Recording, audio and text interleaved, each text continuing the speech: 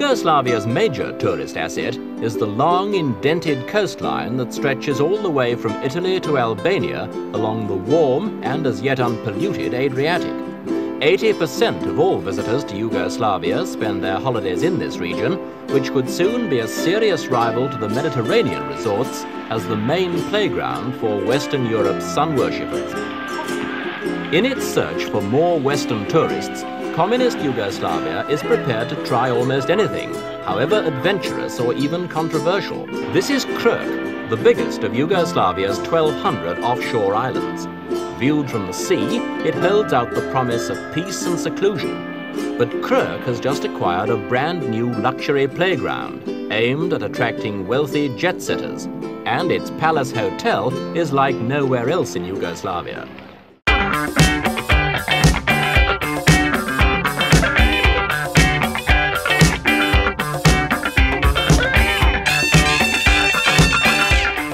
These girls are called Penthouse Pets, named after the nude pin-ups in the London-based Penthouse magazine. They're the visible proof that a remarkable business marriage between communism and capitalism has taken place.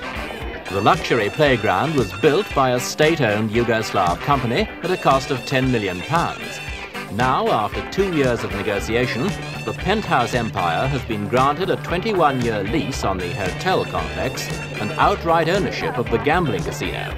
In return, Penthouse has had to invest £200,000 and will later hand over a quarter of its profits to the state.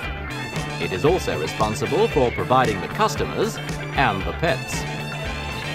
Recruiting local girls as pets has not been easy. Family opposition is strong. What do they think about you doing a job like this? They don't think very well about this job, but I explained them about this job. It's a well job, it's a good job.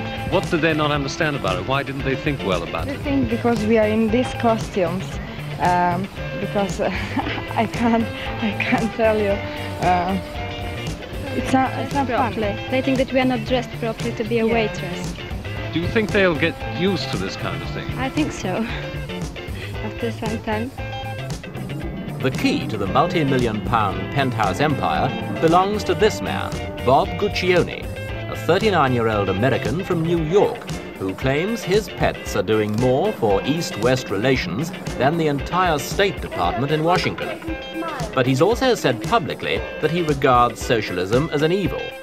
Why then should a communist country want a business partnership with a self-confessed arch-capitalist? I think we can make them more competitive.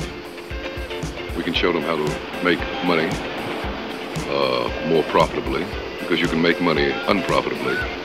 And we can generally improve conditions, competitive conditions. How were they, in fact, able to persuade you to take on this project? But if you look around you, you'll see that it wasn't very difficult to persuade me to take this on. And this image of yours has already penetrated the Iron Curtain. One of the Italian magazines pointed out, or rather intimated, that Penthouse is out to win the Cold War with sex.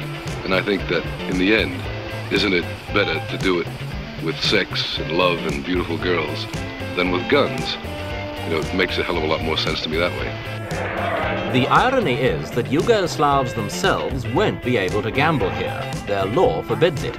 But since Guccione plans to fly in plane loads of wealthy American gamblers to Krk Airport, the absence of local business doesn't really worry him. Okay, fellas, don't do your 41. For the non-gamblers, there are plenty of other diversions, including golf, bowling, water skiing, horse riding and shooting.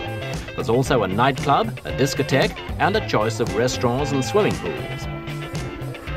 It all adds up to the complete Penthouse happiness package, a glossy and seductive tourist dream. But it's no dream for the parents of the Yugoslav girl who recently appeared nude in Penthouse magazine. The entire family's now been shunned by the local community. That, of course, won't stop the whole venture from providing a boost to Yugoslavia's tourist industry and to Bob Guccione's bank balance.